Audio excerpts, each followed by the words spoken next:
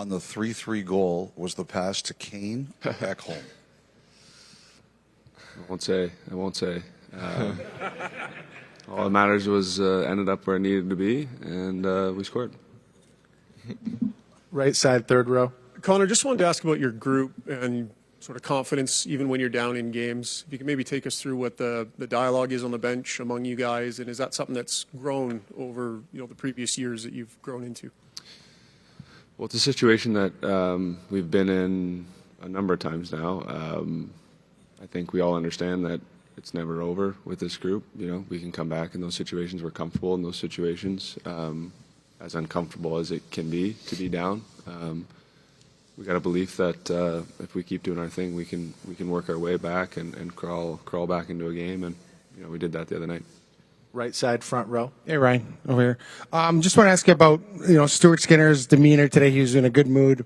But just want to ask you about how much confidence you guys have in him, because he's come back, bounced back. He had a great game one, and now he's at the top of his game again. It's just a thought on his play and what you guys expect out of him the rest of the series. Yeah, well, I mean, we have a ton of confidence in him. Obviously, he's shown such maturity and resilience.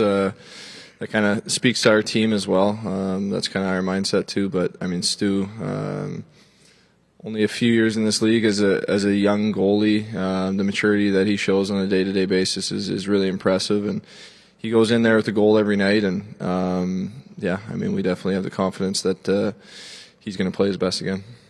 Left side, second row, Greg. Hey, Connor. So there was a look that you and Leon shared in Game 1 of the Dallas series that's kind of become an internet sensation. It's caught on camera. You guys haven't lost since then. First, do you remember that moment at all? And second, do you and Leon have that thing where you can just kind of look at each other and communicate without words at this point in your careers? Yeah, I think we've definitely developed a sense of understanding what the other one's thinking in any given moment. I'm not sure the particular moment you're talking about, but yeah, Leo and I have a great understanding of each other, what each other are thinking, and sometimes, yeah, all it takes is a look to know what's going on. Left side, third row. Hey, Connor, Ryan's been on the Oilers longer than anybody right now. What did he mean to you, both on and off the ice, when you first got to this franchise? Yeah, he was one of the first people to ever reach out from the organization. I think it was only a couple days after the draft lottery. He sent me a text. I thought he was. Confident. I thought he was. We were taken.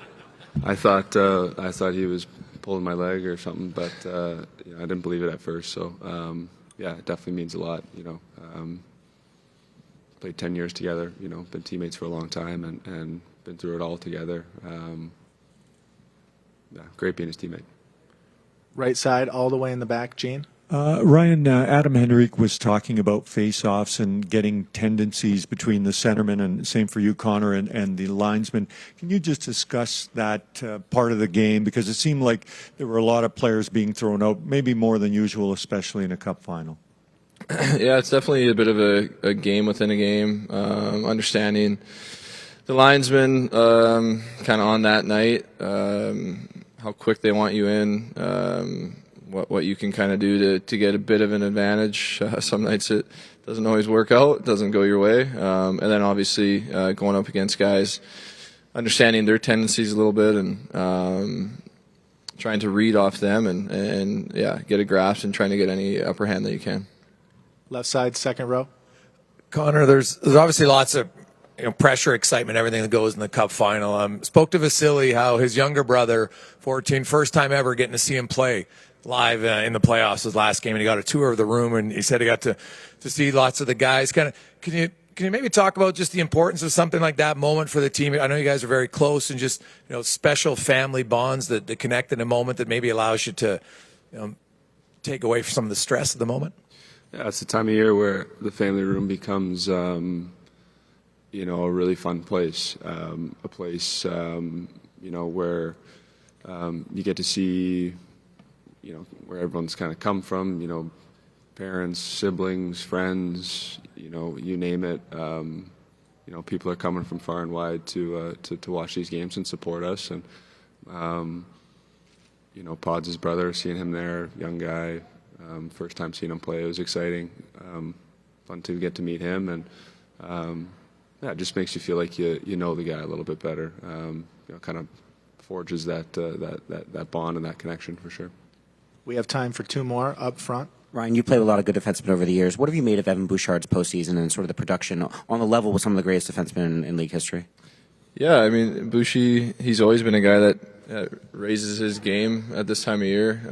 The way he can stay calm and cool and in the biggest possible situations is really impressive, especially for a younger guy. So he always finds a way to raise his level, and we've come to expect that from him, and that's I think that's saying a lot from a guy that's especially I think defensemen usually have a harder time to get a grip in this league, and he's been able to do that seamlessly. And we have a lot of confidence in him back there, but he just finds a way to stay composed and rise to all situations.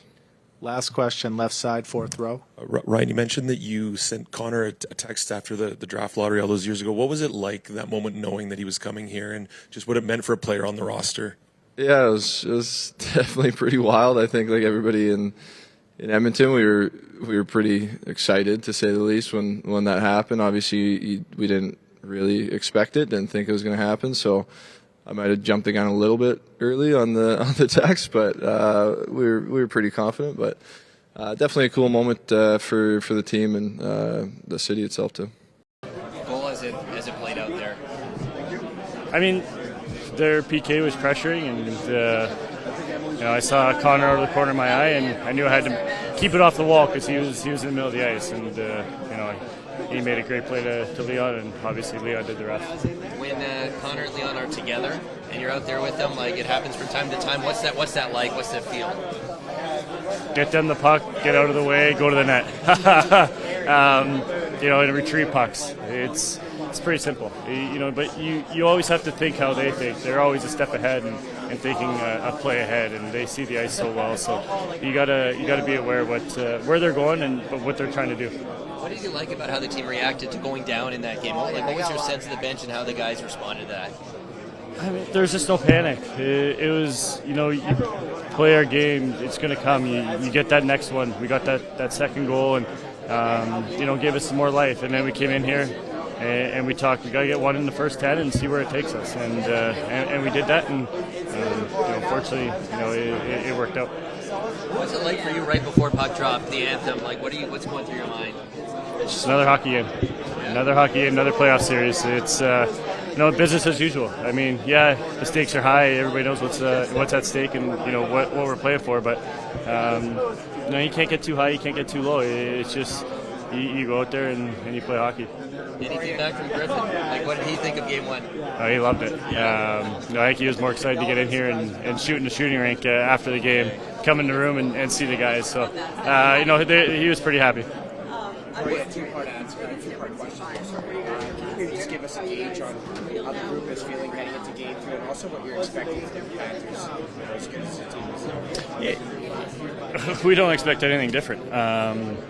They came out. It's just two teams, good teams going at it, and it's so close, and so the mistakes are so minimal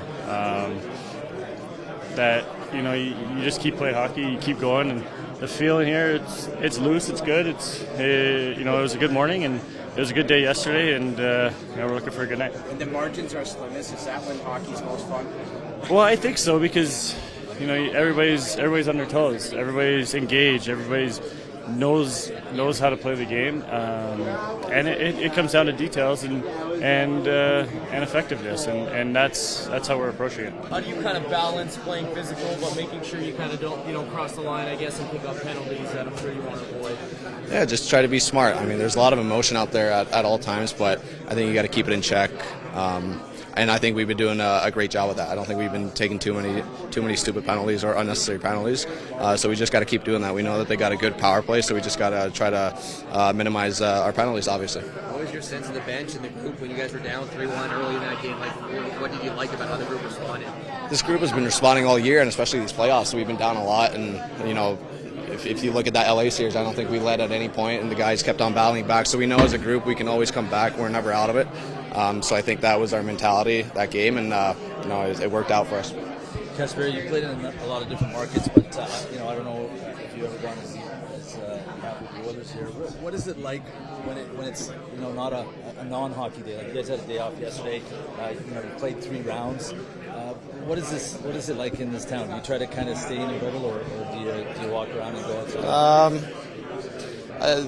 I think just days off at this point, you're just trying to rest as much as possible and then take it easy. And whether that's being home or you go for a walk or whatever you want to do, I just like to get my mind off of hockey a little bit and just kind of hang out at home and take it easy. And it's been working out good so far. So that's sticking to the game plan. I mean, you certainly have play in game 1. Like, what stood out?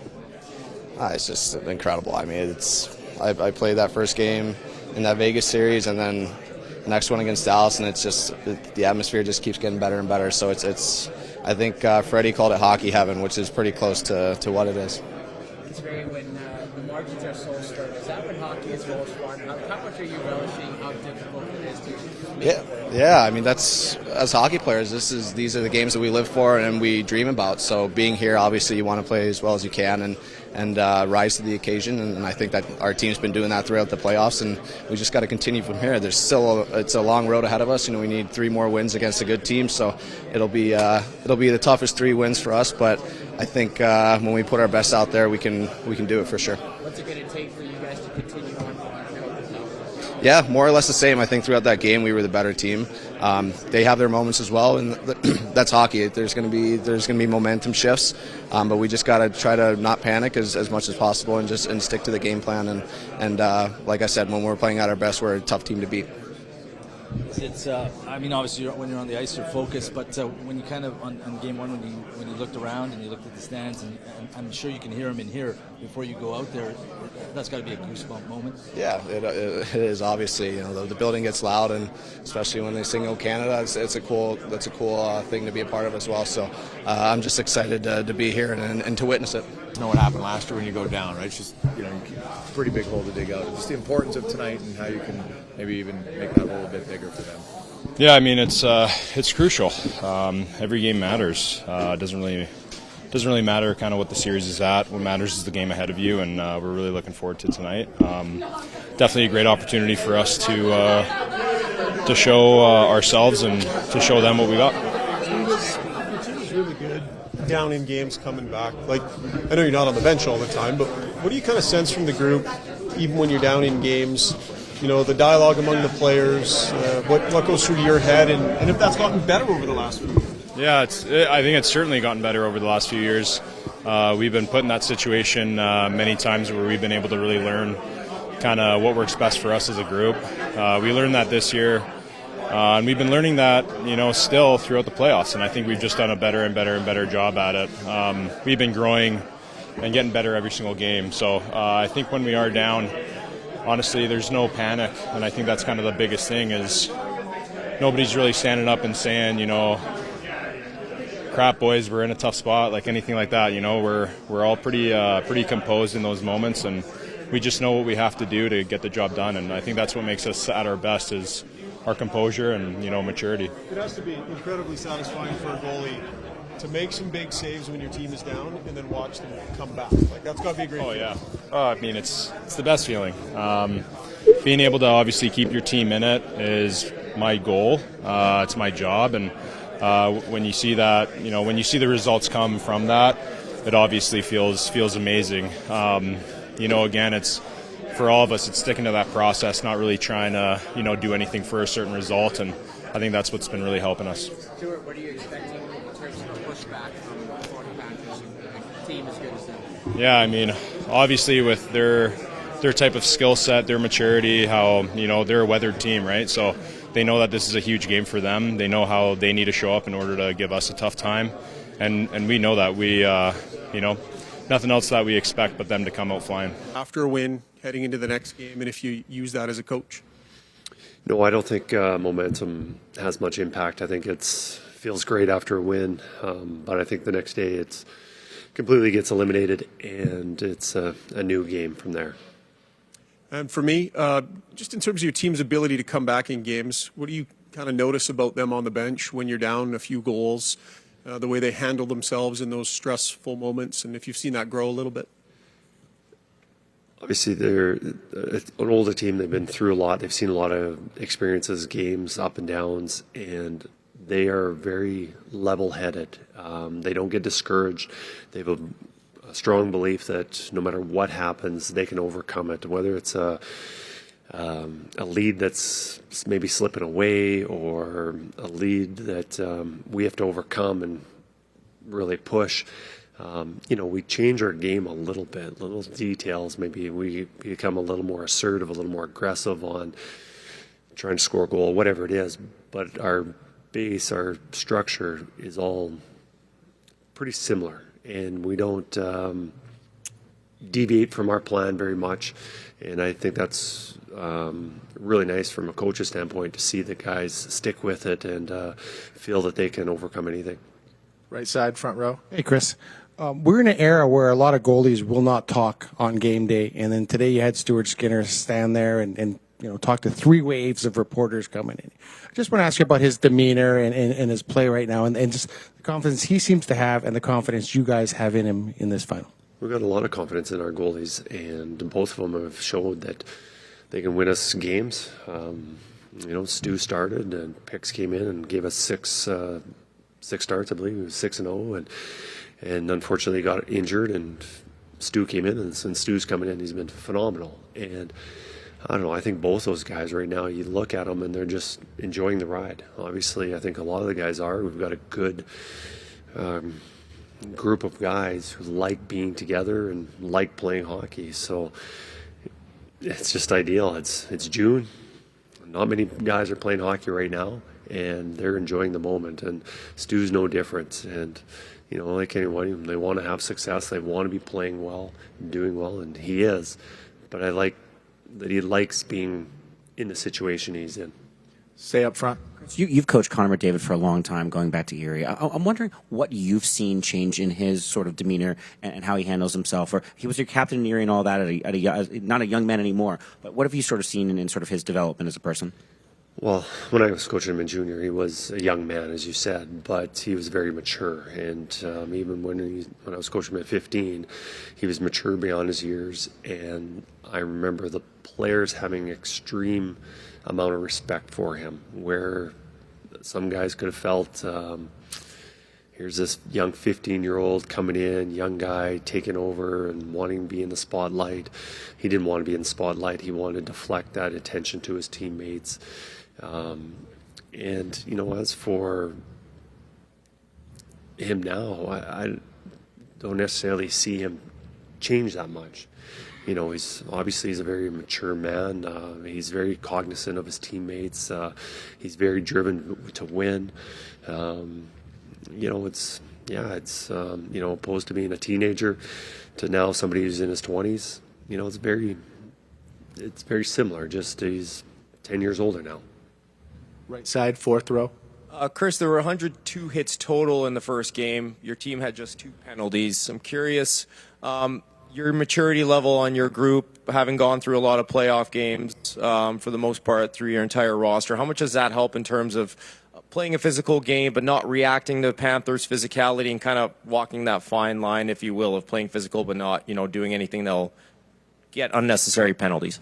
Yeah, no, physical play is definitely something that's important, whether it's the regular season or the playoffs. Obviously, it ramps up in the playoffs. But, physical play is important, but probably staying out of the penalty box is more important. So we want to be as physical as possible without taking penalties. And most penalties getting called are usually stick penalties. You being careless with your stick, it's the high sticking, it's the hookings, it's the trippings. Those are the plays. And usually those are just being in the wrong position or, wrong spot. So we want to check well, and I think to do that, you have to be moving your feet, having your sticks in good places. Once you get a step behind, that's where you get vulnerable to getting a hooking call or tripping or something like that. So, going forward through the series, we want to be as physical as possible, but the primary focus also is making sure that we're not giving them power play opportunities. We'll do 2 more questions for Coach, right side, third row. Chris, this might be digging a little deep at a specific situation, but a year ago you guys go on the road, game 1 of the Stanley Cup Final, you're the road team and you lose. Fast forward, Florida's the road team, game 1 of the Stanley Cup Final, they lose. I wonder if it helps you, having been through it, understand the mindset of the opponent as you approach this game tonight. I don't think that has any effect on what's going on right now. I think just answering the first question today about momentum and streaks or anything like that, I think it's important that you're reset. And I've said this throughout the run that no matter what happens, no matter if we won 6-1 or lost 5-0 or win the first game, second game, it's important that we shut it off. We enjoy or learn from that last game, but the new game's going to be different because we know the opposition's going to be playing better or changing their systems or their focus or something. We just have to be prepared to play the best as we can and get ready for that next game. So I don't think anything that happened last year has any effect on this series going forward. Last question, right side in the back. Morning, Chris. Just over here on your right side, all the way in the back. Hello. Kapanen coming off a strong game in game 1. Yet after delivering that performance, he said pretty candidly to the reporters that he knew that this could potentially be his last chance. So since being acquired on waivers in November, what has he done to fulfill a certain niche and role for your club? We've used him in numerous situations. He's been on the fourth line. He's played a lot of time with Leon in January and Leon in throughout the playoffs. Right now, through the playoffs, since he entered, I believe it was Game 3 against Vegas, he has given us pretty much A-plus performances almost every single night, where in the regular season, there were some of those nights, but not enough of them. And, throughout the playoffs, we were getting a bunch of guys that came in the lineup, kind of pushed him out. But we knew that at some point we were going to need him. And since we've needed him, he's really delivered. Is the physical play. He's had numerous hits. Anytime, as a coach, especially this time of the year, 2 elements that are very, very important is speed and physicality. And Kasperi delivers those 2 as good or better than anybody. And now the offensive ability, the other night with 2 assists, he scored some important goals, obviously the overtime winner, some empty netters at the end. So he's been bringing pretty much everything that we've asked of him and more. So it's nice to have that. Here's a guy that's been playing as well as he has, was a depth guy, wasn't even in the lineup at the start of the playoffs. So to have him come in the lineup and play and contribute the way he is, it's been a nice bonus.